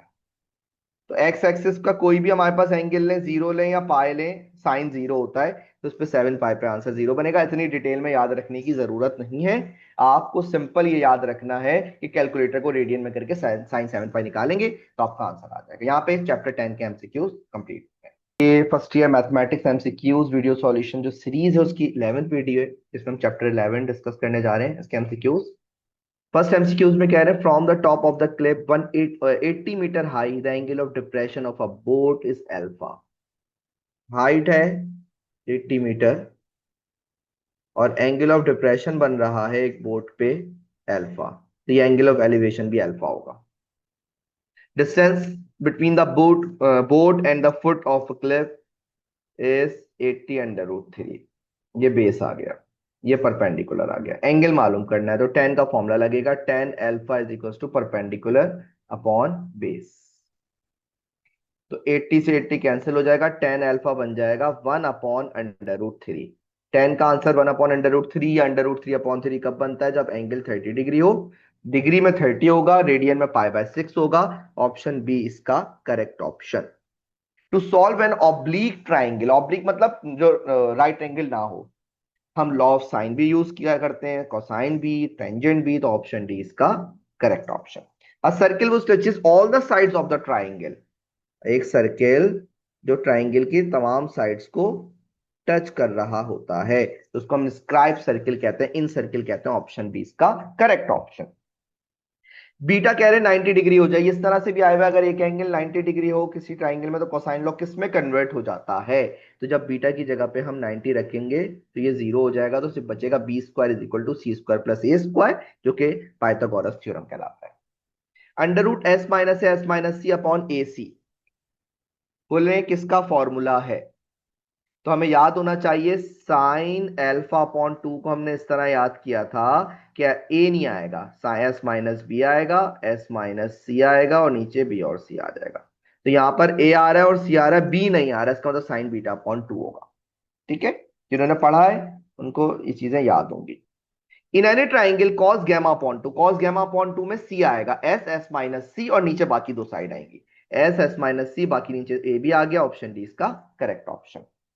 एस, एस कहते हैं सेमी पेरीमीटर, ट्राइंगल की तीनों साइड्स को प्लस करेंगे और डिवाइडेड बाय टू कर देंगे, half of parameter, option B इसका correct option. S S minus B upon S minus S minus C, tan का फॉर्मूला होता है, टेन जो भी एंगल है, ऊपर साइन आता है और नीचे कॉस आता है, जो भी एंगल होगा, ठीक है। तो ऊपर ये फॉर्मूला ऐसे बनता है, अगर मैं अल्फा अपॉन टू की बात करूं तो ये हो जाएगा, ऊपर ए नहीं आएगा, S minus B S minus C, और नीचे एस एस माइनस ए आ जाएगा। ये फॉर्मूला होता है टेन का। अब इसमें हुआ हुआ उल्टा, एस एस माइनस बी लिखा हुआ है, अगर ए है तो अल्फा अपॉन टू, अगर बी है तो बीटा अपॉन टू, सी है तो गैमा अपॉन टू, तो बी आ रहा है तो बीटा अपॉन टू होगा, लेकिन उल्टा हुआ हुआ है, रेसिप्रोकल हुआ हुआ है ये टेन अल्फा अपॉन टू नहीं है, ये टेन बीटा अपॉन टू नहीं है, ये टेन गैमा अपॉन टू नहीं है। जो टेन का फॉर्मूला होना चाहिए था, यानी टेन बीटा अपॉन टू का जो फॉर्मूला होना चाहिए था वो ये होना चाहिए था, S minus A S minus C upon S S minus B, इसका रेसिप्रोकल, यानी ये कॉट बीटा अपॉन टू का फॉर्मूला है। आपको फॉर्मूलाज इसमें याद रखने बहुत अच्छे से। 11, सॉरी 9, एस माइनस है एस माइनस बी, वही आ गया। अब सी आ रहा है तो ये इसका मतलब ये पूरा पूरा टेन का फॉर्मूला है, tan gamma upon two, option C इसका correct option. MCQs number 10, we can solve an oblique triangle, oblique triangle solve करने के लिए नाइन क्लास में पढ़ा है, S A S postulate, S S S postulate, angle angle side या angle side angle वगैरह वगैरह, इस तरह के पॉस्टुलेट लगते हैं। तो वन साइड टू एंगल्स, इस पे भी सॉल्व हो जाता है, थ्री साइड्स, इस पे भी, two side at there equilateral angle, इसका मतलब ऑल ऑफ दिस इसका करेक्ट ऑप्शन हो जाएगा। इन रेडियस यानी small R, area upon S, in a triangle ABC, area of triangle one upon two A B, तो साइन के साथ gamma आएगा, ऑप्शन सी इसका करेक्ट ऑप्शन। जो दो साइड्स आ जाएंगी उसके अलावा वाला तीसरा एंगल साइन के साथ आता है। Hero's formula under root S S minus S minus B S minus C, option C इसका correct option.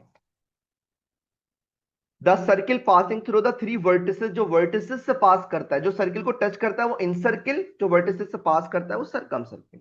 The point of intersection of right bisector, right bisector draw करते ट्राइंगल के 90 डिग्री और बीच से पास करे, 90 डिग्री और बीच से पास करे, ये जो पॉइंट ऑफ इंटरसेक्शन बनता है ये सरकम सेंटर होता है, यानी सरकम स्क्राइब सर्किल का सेंटर, ऑप्शन ए इसका करेक्ट ऑप्शन। ये 9 क्लास के आप लोगों ने कंस्ट्रक्शन में पढ़ा भी है मैथ्स में। Radius of circle which passes through all the vertices of a triangle, radius क्या होगा उस सर्किल का जो कि वर्टिसेस से पास कर रहा है, तो सरकम सर्किल होता है तो उसका रेडियस सरकम रेडियस हो जाएगा। A B C, capital R का फॉर्मूला होता है A B C upon four area, तो A into B into C बोल रहे हैं तो फोर एरिया आर से जाके मल्टीप्लाई हो जाएगा, इसका मतलब ऑप्शन सी इसका correct option. The point of intersection of internal bisector, internal bisector के जो पॉइंट ऑफ इंटरसेक्शन होता है वो इन सेंटर, इन स्क्राइब सर्किल का सेंटर कहलाता है। स्मॉल आर कैपिटल आर और आर वन का जो रेशियो होता है ये हमें याद रखना है, स्मॉल आर सबसे छोटा होता है तो इसका याद रखने का तरीका है इसके पास वन आएगा, बाकी बढ़ता रहेगा, तो वन टू थ्री हमारे पास ऑप्शन है इसका करेक्ट ऑप्शन। ये आपने पूरी डेरिवेशन भी पूरा ड्राइव भी किया हुआ है। Circumradius triangle ABC, capital R बराबर होता है A B C upon four area, ऊपर मैंने फॉर्मूला लिखा भी है, तो ऑप्शन डी इसका करेक्ट ऑप्शन। यहाँ पे चैप्टर 11 के एमसीक्यूज भी कंप्लीट होते हैं। हमारी एमसीक्यूज सॉल्यूशन सीरीज की लास्ट वीडियो है जिसमें हम चैप्टर 12 को डिस्कस करने जा रहे हैं। तो फर्स्ट एमसीक्यूज में कह रहे हैं y is equal to sine X, domain क्या है भाई, साइन एक्स में हम कोई भी रियल नंबर पुट कर सकते हैं, साइन एक्स और कॉस एक्स में कोई प्रॉब्लम नहीं होती, तो इसकी डोमेन ऑल रियल नंबर है जो कि मौजूद नहीं है ऑप्शन में, तो ऑप्शन डी इसका करेक्ट ऑप्शन। कॉस एक्स की रेंज क्या है, कॉस एक्स की जो रेंज होती है वो हमारे पास वन और माइनस वन के दरमियान की रेंज होती है, यानी cos x का मैक्सिमम वैल्यू वन आती है और मिनिमम वैल्यू माइनस वन आती है, तो इसलिए cos x की रेंज हो जाएगी ऑप्शन ए इसका correct option. y is equal to tan inverse the domain, मैं इसको इस तरह समझाता हूं, tan इनवर्स x की डोमेन पूछ रहे हैं ना, आप इसको सीधा कर दें, tan x की आप रेंज बता दें, जो tan x की रेंज होगी वो उसके इनवर्स की डोमेन होगी। तो tan x की रेंज क्या होती है, tan x का आउटपुट क्या होता है, वो तो भाई सब आते हैं आंसर। tan इनवर्स का ग्राफ बनता है इस तरीके से, इन्फिनिटी से माइनस इन्फिनिटी, तो इसका मतलब 3 का ऑप्शन बी हो जाएगा। हमारे पास 10x की रेंज इन्फिनिटी से माइनस इन्फिनिटी सारे रियल नंबर होते हैं, तो इसकी डोमेन हो जाएगी इनवर्स की सारे real number. y is equal to secant inverse X then range. तो भाई इसको सीधा कर लो, सीकेंड एक्स यानी 1 अपॉन कॉस एक्स की डोमेन सोच लो। तो कॉस एक्स का मसला होता है जब पाई/2 आ जाए, यानी 90 डिग्री आ जाए, 270 डिग्री आ जाए, यहाँ पे जीरो हो जाता है कॉस एक्स, और 1 अपॉन कॉस एक्स जब जीरो हो जाएगा 1 अपॉन 0, तो सीकेंड इनवर्स अनडिफाइंड हो जाएगा, तो पाई/2 नहीं हो सकता। तो ऑप्शन ए इसका correct option. Inverse function exist if and only if the function is bijective. Function bijective exist करता, शायद हमने चैप्टर 8 में भी डिस्कस किया था। कॉट इनवर्स एक्स किसके बराबर है? भाई इसको मेरे करने का तरीका थोड़ा सा डिफरेंट है, मैं इसको डिटेल में जाए बगैर मैं इसको ऑप्शंस को यूज करूंगा। कॉट इनवर्स एक्स पहले ऑप्शन के बराबर लेते हैं, ऑप्शन ए पाई/2 माइनस टेन इनवर्स एक्स। ठीक है, तो कॉट इनवर्स अगर मैं वहां पे ले जाऊं तो ये कॉट एक्स हो जाएगा, ये कॉट हो जाएगा, कॉट पाई/2 minus tan inverse X. Short trick मैंने पढ़ाई थी पाई/2। अगर 90 एक दफा ऐड हो रहा है, 90 3 दफा ऐड हो रहा है, 90 5 दफा ऐड हो रहा है, ऑड टाइम 90 ऐड हो रहा है, तो फंक्शन हमारे पास चेंज हो जाता है। तो ये हो जाएगा कॉट चेंज होके टेन बन जाएगा, टेन टेन इनवर्स एक्स। ये चेंज अनचेंज की एक ट्रिक है मेरी। उम्मीद इंशाल्लाह टाइम मिला नेक्स्ट टाइम ये यूट्यूब वीडियो भी आपको मिल जाएगी इसकी। तो टेन इनवर्स से टेन कैंसिल हो जाएगा, एक्स का आंसर आ जाएगा एक्स के बराबर, दोनों साइड्स बराबर आ गई। तो ऑप्शन ए ने ही हमारे आंसर को वेरीफाई कर लिया, ऑप्शन ए इसका करेक्ट ऑप्शन। नहीं करता तो ऑप्शन बी चेक कर लेते, ऑप्शन सी चेक कर लेते, वरना आप याद रख लें कॉट इनवर्स एक्स बराबर होता है पाई/2 माइनस टेन इनवर्स एक्स के। एमसीक्यू नंबर 7, साइन इनवर्स -1/2, ये कैलकुलेटर यूज कर सकते हैं आप। साइन इनवर्स -1/2 आप कैलकुलेटर में डालेंगे, कैलकुलेटर दे देगा माइनस का 60, तो माइनस का 30, -30 मतलब माइनस का पाई/6। सीकेंड, क्योंकि सीकेंड को कैलकुलेटर में डाल सकते हो तो आप 1/cos π/6 डाल दें। कैलकुलेटर खैर रैशनलाइज करके देगा, हमारे पास इसका आंसर बनना है 2/√3। कैलकुलेटर आपको रैशनलाइज करके दे देगा जो हमारे ऑप्शन से मैच नहीं करेगा। ऑप्शन ए इसका करेक्ट ऑप्शन, लेकिन आपको याद होना चाहिए ये cos π/6 होता है, मैं करके दिखा भी देता हूँ। cos π/6 होता है √3/2, तो ये 2 ऊपर चला जाएगा तो 2/√3 बन जाएगा, अगर कैलकुलेटर यूज नहीं करना चाह रहे आप। ये भी कैलकुलेटर से सॉल्व हो जाएगा।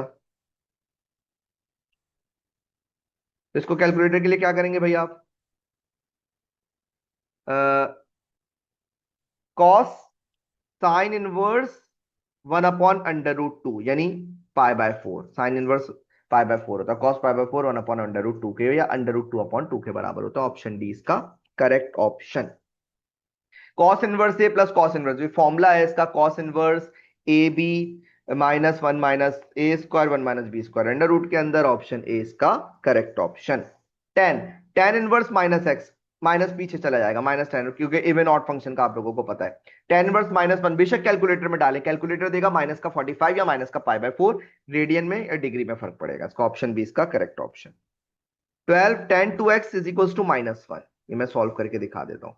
2x is equal to tan inverse -1। tan -1 कब होता है? तो सेकंड क्वाड्रेंट में और फोर्थ क्वाड्रेंट में, ये बोल रहे हैं फर्स्ट और फोर्थ क्वाड्रेंट में आंसर देना है आपको, एमसीक्यूज में रिस्ट्रिक्शन लगाई हुई है। तो फोर्थ क्वाड्रेंट में क्या होता है आपको याद होना चाहिए, tan इनवर्स 1 प्लस का 1 फर्स्ट क्वाड्रेंट में होता है π/4 पे। तो जब हमारे पास फोर्थ में जाएगा तो -π/4 हो जाएगा, माइनस का थीटा होता है ना, आपको पता है फर्स्ट क्वाड्रेंट में अगर थीटा है तो फोर्थ क्वाड्रेंट में माइनस थीटा या 2π माइनस थीटा, ये तरीकेकार होता है।